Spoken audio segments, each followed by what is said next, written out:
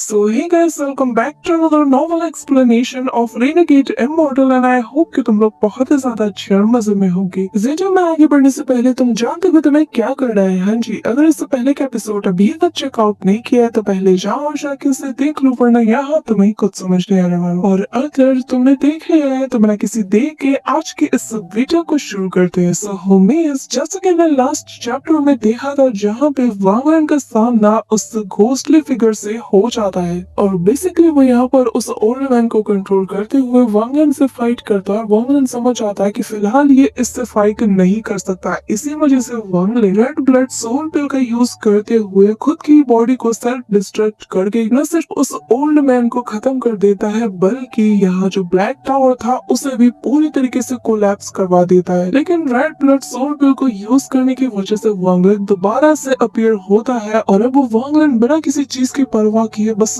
तेजी से sky demon country के कैपिटल की तरफ बढ़ने लगता है, क्योंकि वो जानता था कि इस मुसीबत से अब सिर्फ एंशिएंट डीमन ही उसे बचा सकता है। और तभी हम देखते हैं कि ये जो घोस्टली फिगर था ये वांगन का पीछा करते करते उसके पास भी आ जाता है और तब तक वो वांगन बॉर्डर के करीब पहुंच चुका था और बस उससे थोड़ी ही दूर पर स्काई डीमन कंट्री का कैपिटल मौजूद था। और तभी वांगन चिल्लाते हुए एंशिएंट डीमन को आवाज देता है और फिर तेज लाइटनिंग सीधा वांगन के सामने आती है और यहाँ उसके कानों में एक आवाज सुनाई देती है जो कि एंशिएंट डीमन की होती है और वो वांगन से कहता है कि तुम 10 साल लेट हो और अब आगे। सो हम इस चैप्टर को स्टार्ट करने से पहले मैं बता दूं कि क्योंकि ये नॉवल एक्सप्लेनेशन है तो एग्जैक्ट क्लिप्स मिलना मुश्किल है और ऊपर से आजकल मेरे पीछे ना सभी हाथ धो के पड़ गए हैं, तो थोड़ा कॉम्प्रोमाइज तुम भी कर लेना। तो अगर क्लिप थोड़ी इधर उधर हो जाती है इतना तो कर ही सकते हैं, बस तुम कहानी पे फोकस करते रहना। तो हमारे इस चैप्टर के स्टार्टिंग में ही हम वांगन को देखते हैं जहाँ पे एंशिएंट डीमन उसके कान में कहता है कि मुझे अपना खून दो। बस फिर क्या, इसी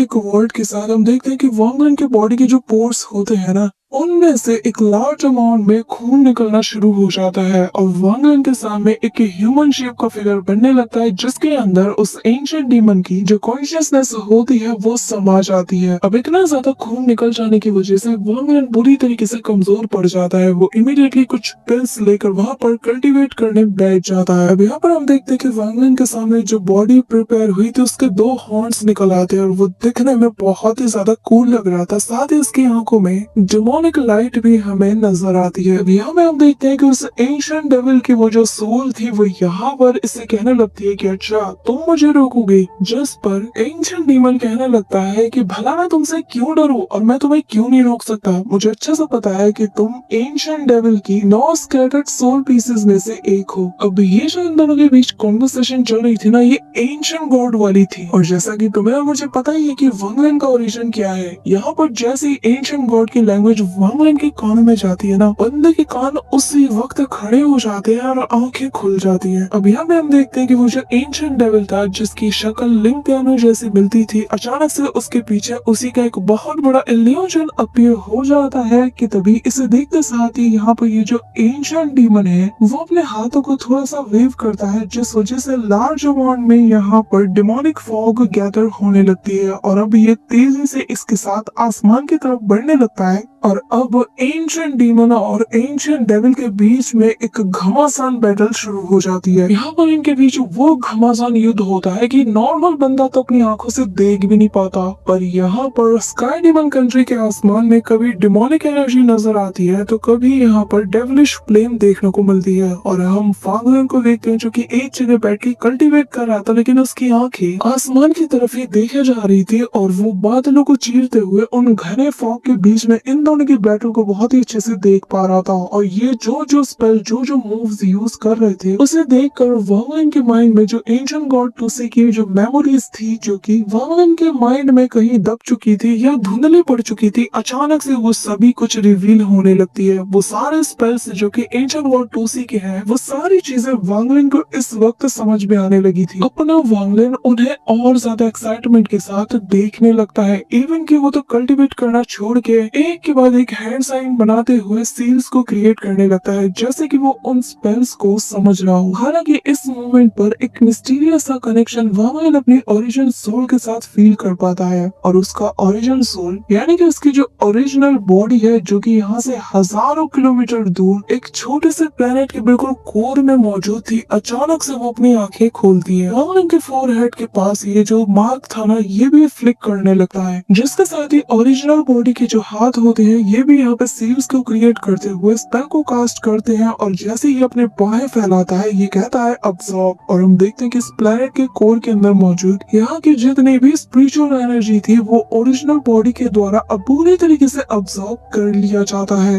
अब यहाँ पर हम वांगलिन की क्लोन बॉडी यानी कि जो इस वक्त स्पिरिट डीमन लैंड के अंदर मौजूद है उसे देखते हैं, और यहाँ पे वांगलिन स्माइल करता है, कहता है कि इन दोनों की बैटल को देखकर मुझे मौका मिला कि मैं एंशिएंट गॉड टूसी की मेमोरीज के कुछ स्पेल्स को सीख पाऊं। इसी के साथ हम देखते हैं कि ये जो बैटल इन दोनों के बीच चल रही थी ये 3 दिन तक चलती है, और तभी हम वांगलिन को देखते हैं जिसकी बॉडी अब पहले से और ज्यादा हील हो चुकी थी, साथ ही इसके बॉडी में ब्लड भी भरपूर अमाउंट में बन चुका था। इसी के साथ वांगलिन यहाँ पर अपने अंडरवर्ल्ड रिवर को भी एक्टिवेट करते हुए आसमान की तरफ थ्रो करता है और कहता है कि एंशिएंट डेविल एक बात कान खोल के सुन लो, भले ही मैं इस वक्त पावर में तुमसे कमजोर हूँ, लेकिन मैं कोई ऐसा ऐरा गहरा इंसान नहीं हूँ कि तुम जिसे आसानी से मार सको। इसी के साथ वांगलिन निकालता है अपना 1 बिलियन सोल फ्लैग और उसे इस अंडर वाटर रिवर में फेंक देता है, जिस वजह से जितने भी यहाँ पर सोल फ्रेगमेंट्स थे यानी कि ऑलमोस्ट 100 मिलियन सोल फ्रेगमेंट्स जो कि इसने हुबहू से कलेक्ट किए थे, ये सारे उस अंडरवर्ल्ड रिवर में समा जाते हैं। और तभी वांगलिन निकालता है अपना सेलेस्टियल स्वॉर्ड जिसके अंदर की शोर्युग्यू मौजूद था। हालांकि शोर्युग्यू इस वक्त बहुत ही ज्यादा डरा हुआ था, लेकिन जब वांगलिन की शक्ल वो देखता है ना,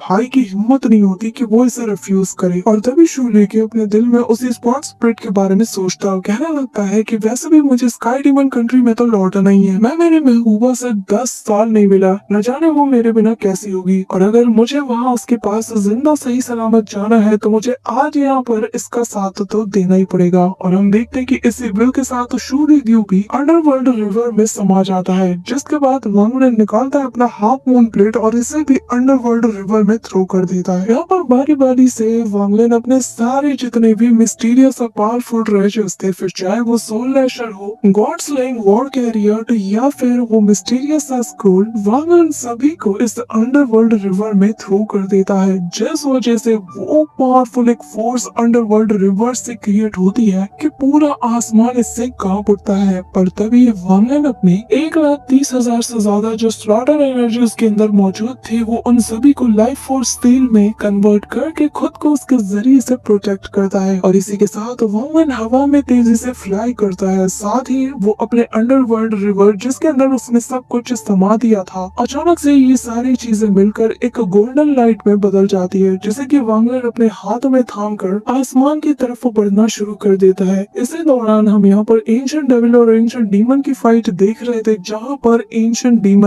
डेविल के जितने भी आर्मर्स थे उन्हें बुरी तरीके से डैमेज कर दिया था, जिस वजह से एंशिएंट डेविल ये समझ चुका था कि फिलहाल के लिए उसे यहाँ से भागना होगा, वरना आज वो शायद यहाँ पे मारा जा सकता है, और वो यहाँ से एस्केप करने लगता है, जिसे देखकर वांगलिन इमीडिएटली अपने हाथ में गोल्डन एनर्जी को लिए हुए इसकी तरफ बढ़ता है, और वांगलिन को अपनी तरफ आता हुआ देखकर ये जो एंशिएंट डेविल है ये वांगलिन को कुछ भी नहीं समझता। तो यहाँ पर एक सिंगल अटैक वांगलिन की तरफ थ्रो करके आगे बढ़ने लगता है, लेकिन उसे क्या पता था कि वांगलिन यहाँ पर फुल तैयारी करके आया था। यहाँ पर उसके अटैक का वांगलिन के बॉडी पर कुछ खास असर नहीं होता, क्योंकि उसके पास इस वक्त 1,30,000 से ज्यादा लाइफ फोर्स स्टील्स थी जो कि उसे प्रोटेक्ट कर रही थी, जो देखकर अब ये जो एंशिएंट डेविल था ये भी थोड़ा पैनिक करने लगता है। वो वांगलिन की तरफ देखता है कि तभी वांगलिन अपना ये जो गोल्डन लाइट था घुमा के सीधा इसकी तरफ थ्रो कर देता है, जो देखकर एंशिएंट डेविल भी यहाँ पे अपना एक पावर अटैक क्रिएट करके उसकी तरफ थ्रो करता है। इस वजह से यहाँ पर इतना पावरफुल शॉक वेव रिलीज होता है कि 1 सेकंड के लिए ऐसा लग रहा था कि जैसे मानो हर एक चीज पॉज हो चुकी हो, और एंशिएंट डेविल यहाँ पर ये फील कर पा रहा था कि ये कोई मामूली अटैक नहीं है, इसमें इसका दाव है, इसका डिवाइन सेंस है, इसके पावरफुल ट्रेजर्स है, और इसका जो डोमेन है उसकी पावर भी मौजूद है। जैसा कि लास्ट चैप्टर में हमने रीड किया था कि वांगलिन ने ऑलरेडी इस बंदे का जो वो ब्लैक टावर था उसे डिस्ट्रॉय कर दिया था, जिस वजह से ये अपने डिवाइन सेंसेस को अब चारों तरफ फैला नहीं पाता। तो तो यहाँ पर एंशिएंट डेविल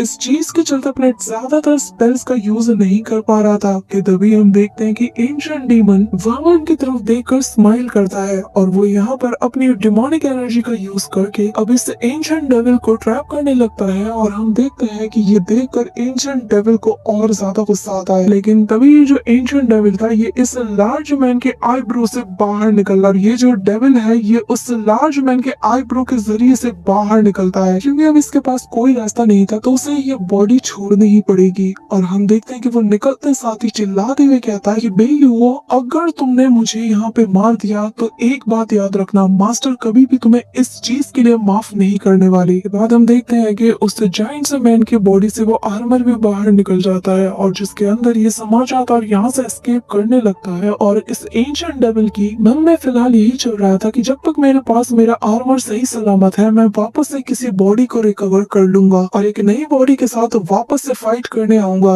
लेकिन फिलहाल के लिए मुझे अपनी जान बचानी होगी। अब यहाँ पे हम देखते हैं कि क्योंकि वो आर्मर अब इस ओल्ड मैन की बॉडी से निकल चुका था तो ये जो जायंट सा बॉडी था जो कि लिंक कैनो जैसा दिख रहा था ये वहीं पे कोलैप्स कर जाता है। यानी दूसरी तरफ अपने आर्मर के साथ वो जो एंशिएंट डेविल था वो खुशी खुशी यहाँ से एस्केप कर रहा था, लेकिन उसकी खुशी वहीं गायब हो जाती है जब उसके सामने वांगलन अपीयर होता है। इसी के साथ हम देखते हैं कि वांगलन उसके आर्मर को पकड़ता है और चिल्लाते हुए कहता है कि तुम्हें क्या लगता है कि तुम यहाँ से बच के निकल पाओगे? हाँ, यहाँ पर वांगलन समझ चुका था कि अगर उसने आज इसे यहाँ से जाने दिया तो फ्यूचर में ये इसके लिए बहुत बड़ा खतरा बनने वाला है, इसीलिए आज तो यह इसका काम तमाम करना ही होगा। और फिर अगले ही पल हम देखते हैं कि ये जो आर्मर था जिसे कि वांगलन ने पकड़ा था अचानक से ये वांगलन के बॉडी से फ्यूज होने लगता है। हम वांगलन के बॉडी में एक ब्लैक आर्मर को देख पाते हैं जिस वजह से ये जो डेविलिश एनर्जी है ये वांगलन की बॉडी पर कब्जा करना शुरू कर देती है। पर तभी वांगलन यहाँ पर सेलेस्टियल एक्सेशन फ्रूट की जो रिमेनिंग पावर थी जिसे कि वांगलन ने अपने ओरिजिन सोल के अंदर सप्रेस करके रखा हुआ था, अचानक से वांगलन उसे भी रिलीज कर देता है और यहाँ पर वांगलन की वही पागलपंती फिर से छा जाती है, उसकी आंखें पूरी रेड हो जाती हैं जिस वजह से वांगलन अपने ही अंदर इस डेविलिश एनर्जी से रेजिस्ट कर पा रहा था। वहीं दूसरी तरफ ये सारा नजारा बेइलुओ यानी कि वो एंशिएंट डीमन देख रहा था। वो वांगलन की स्ट्रेटेजी से बहुत ही ज्यादा इम्प्रेस हो जाता है और वो अपने मन में कहने लगता है कि वाकई में तुमने पहले ही कैलकुलेट कर लिया था कि मैं हर हाल में तुम्हारी मदद करूंगा, क्योंकि अगर मैं तुम्हारी मदद नहीं करूंगा तो अभी जो मैंने 3 दिन तक इससे लड़ाई लड़ी वो सारी फिजूल हो जाएगी। सच में मैंने तुम्हारे जैसा टैलेंटेड बच्चा आज तक नहीं देखा।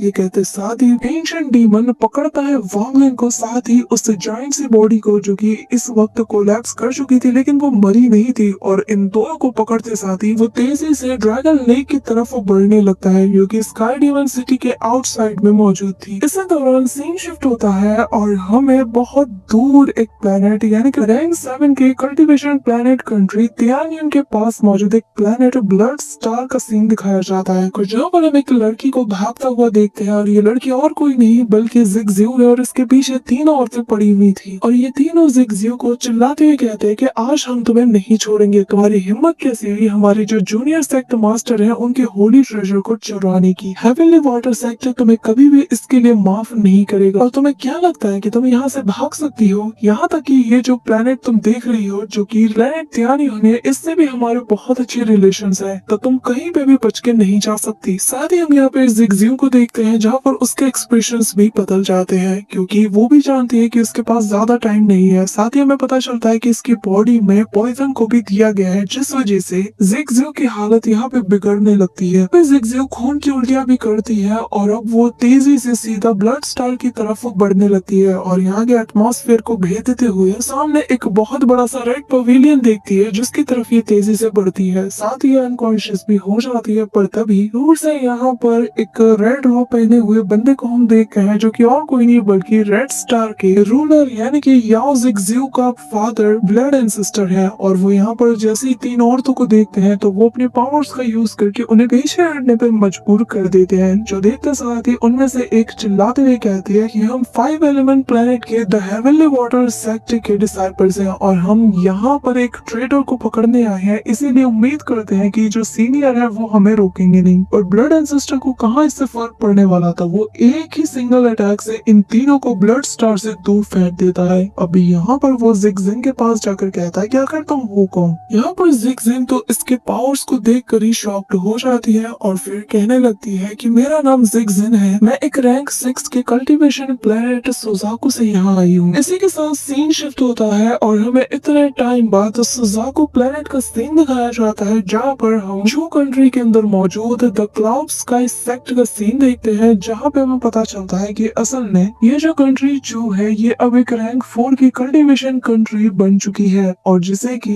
इस मुकाम तक पहुंचाने में जो सुजाकू प्लेनेट का करंट सुजाकू ज़ाओ वुटाई है उसने बहुत बड़ा रोल निभाया है। हालांकि इसका रैंक एक रैंक 4 है, लेकिन इसका जो इन्फ्लुएंस है यानी कि इसका जो दबदबा है वो सारे रैंक 4 की कल्टीवेशन कंट्री से बहुत ज्यादा है और जितने भी रैंक 5 की कल्टीवेशन कंट्रीज है उनके बीच में भी इसका दबदबा था। एक अलग ही रिस्पेक्ट के साथ कंट्री चू और जो क्लाउड स्काई सेक्ट है इसे देखा जाता है। इसी के साथ यहाँ पर हम देखते हैं कि असल में इसे इतनी ज्यादा इज्जत अगर किसी की वजह से दी जाती है तो वो है वांगलिन। साथ ही हम देखते हैं कि जब वांगलिन इस प्लेनेट को छोड़कर चला गया तो यहाँ के लोगों ने उसके रिस्पेक्ट में एक बहुत बड़ा स्टैचू भी यहाँ पर बहुत हाई क्वालिटी के स्टोन से बनाया। इसी दौरान हम यहाँ पर क्लाउड स्काई सेक्ट के अंदर दो लोगों को देखते हैं जिनमें से एक ओल्ड मैन होता है और यहाँ पर उसका ग्रैंडसन कहता है कि ग्रैंडपा एक बात बताइए, क्या ये वही स्टैचू है जिसके बारे में आप बात करते हैं? जिस पर वो ओल्ड मैन वांगलिन के स्टैचू की तरफ देखते हुए कहने लगता है कि हाँ, क्या तुम्हें आइडिया है कि आखिर ये इंसान कौन है? क्या तुम्हें आइडिया है कि आखिर क्यों रैंक 5 के जितने भी एक्सपर्ट्स हैं वो सभी लोग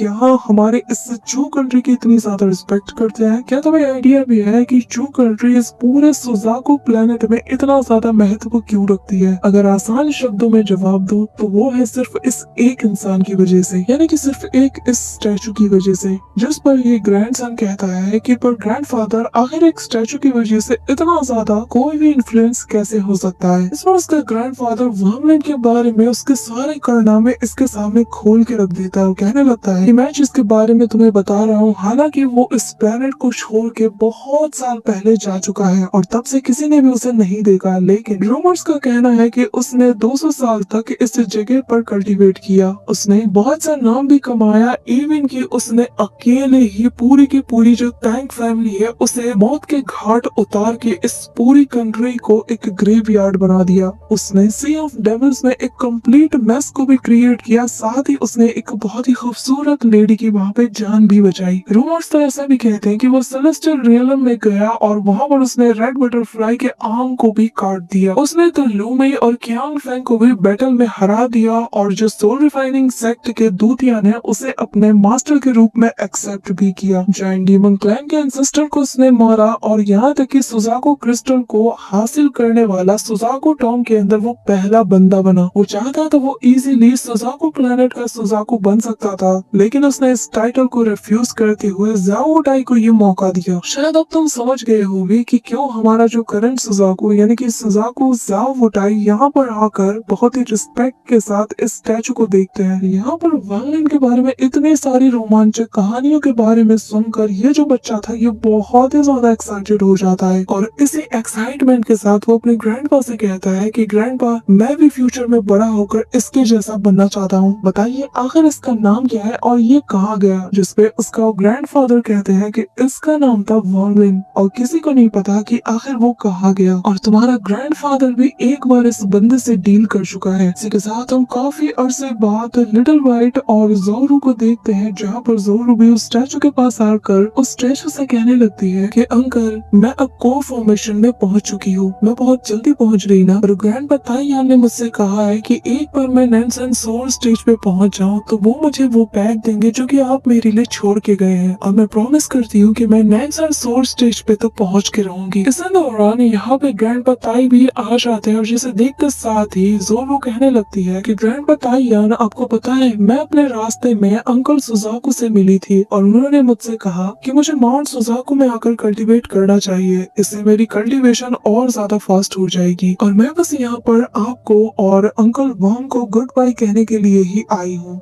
अब यहाँ पे हमें बताया जाता है कि वांगलिन का इतना ज्यादा खौफ है ना पूरे सुजाकू प्लेनेट पर कि जोरू को यहाँ पर लोग किसी प्रिंसेस की तरह ट्रीट करते हैं। इवन कि वो बस कोर फॉर्मेशन में है, लेकिन बड़े बड़े सोल फॉर्मेशन वाले बंदे भी उससे पंगा लेने का नहीं सोचते। ज़ाओ वुटाई से लेकर यिन क्यूजी तक ने अपने लाइफ सेविंग ट्रेजर तक इसे एज अ गिफ्ट के तौर पर दे रखा था। तो अगर किसी पावरफुल एनिमी एनिमी का सामना सुजाको प्लेनेट पर इससे होता है तो वो भी ज़ोरो से जीत नहीं सकते। जिसके बाद ज़ोरो सभी को अलविदा कहती है और वो सीधा लिटिल व्हाइट के ऊपर बैठकर माउंट सुजाको की तरफ रवाना हो जाती है। इसी के साथ सीन वापस से शिफ्ट होता है और हमें स्काई डीमन सिटी के आउटसाइड एरिया में मौजूद ड्रैगन लेक का सीन दिखाया जाता है, जहाँ पे एक लार्ज नंबर में हम डीमन सोल्जर्स को देख रहे थे जो कि इस ड्रैगन लेक को काफी सालों से गार्ड करते हुए आ रहे हैं। साथ ही हमें बताया जाता है कि यहाँ पर जो डिमोनिक स्पिरिचुअल एनर्जी है ना, वो इतना ज्यादा पावरफुल है कि 10 साल पहले जो डिवाइन ट्राइब्यूशन हुआ था, जिस वजह से पूरा का पूरा कैपिटल भी यहाँ पे डिस्ट्रॉय हो गया था, यहाँ पर मगर एक सिंगल खरोच तक नहीं आई थी। साथ ही हमें ये भी बताया जाता है कि ये जो ड्रैगन लेक है ये बहुत ज्यादा डिमोनिक स्पिरिचुअल एनर्जी से भरी हुई है और इसके नीचे भी एक अलग ही दुनिया एग्जिस्ट करती है। और इस ड्रैगन के नीचे भी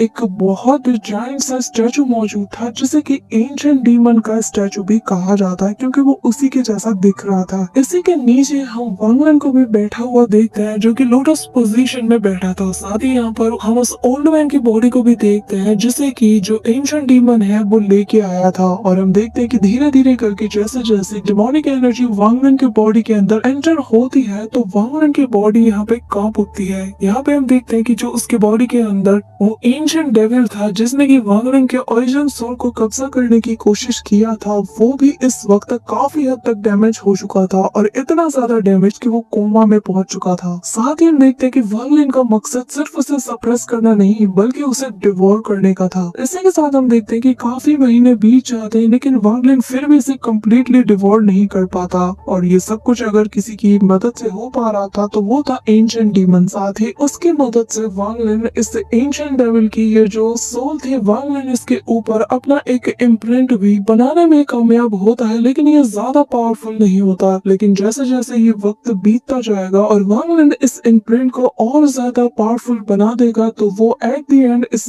डेविल को भी कंट्रोल कर पाएगा। इसी दौरान वांग लन अपनी आंखें खोलता है और कहने लगता है कि हालांकि मैं इस वक्त इसे पूरी तरीके से डिवोर नहीं कर पाऊंगा क्योंकि मेरी कल्टीवेशन अभी उतनी ज्यादा पावरफुल नहीं है, लेकिन मुझे इतना यकीन है कि मैं इसे कंट्रोल तो कर सकता हूँ अपने इम्प्रिंट के जरिए से। हालांकि एक और यूनिक रास्ता है कि मैं इसे मेरे सेकंड ओरिजिन सोल में रिफाइन करूँ। अब यहाँ पे हमें बताया जाता है कि जो सेकंड ओरिजिन सोल है ये एक यूनिक स्पेल है जिसे कि कोई कल्टीवेटर तब यूज कर पाता है जब वो एक्सटेंडेंट लेवल पे पहुंच जाए, लेकिन हर एक्सटेंडेंट इस स्पेल को कास्ट नहीं कर सकता क्योंकि इसे फेल होने पर तुम्हें एक बहुत ही पावरफुल बैक स्लैश हिट होता है। इसी वजह से ज्यादातर जो एक्सटेंडेंट होते हैं वो सेकंड ओरिजिन सोल के आइडिया को गिव अप कर देते हैं और अब तक वांग लन जितने भी एक्सटेंडेंट से मिल चुका है किसी के पास भी सेकंड ओरिजिन सोल नहीं है। लेकिन वांग लन इस एंशिएंट डेविल की इस सोल के हिस्से को देखकर मन में सोचता कहता है कि मैं अगर नॉर्मल वे में इसे करने को चाहता तो शायद मैं कॉन्फिडेंट नहीं था, लेकिन मैं इस सोल के जरिए से 100% कॉन्फिडेंट हूँ कि मैं एक सेकंड ओरिजिन सोल बना सकता हूँ। सो होमीज नेक्स्ट वीडियो के लिए लाइक एम रखते हैं 3.5 के लाइक्स और 500 कमेंट्स। और जितनी जल्दी तुम इस टारगेट को पूरा करोगे उतनी जल्दी तुम्हें नेक्स्ट वीडियो देखने को मिल जाएगी। So that's it for today guys. I hope कि तुम सबको आज की वीडियो काफी ज्यादा पसंद आई होगी। अगर हाँ तो वीडियो को लाइक करना, चैनल पे नए हो तो सब्सक्राइब करना। तो मिलते हैं नेक्स्ट वीडियो में, तब तक के लिए बाय।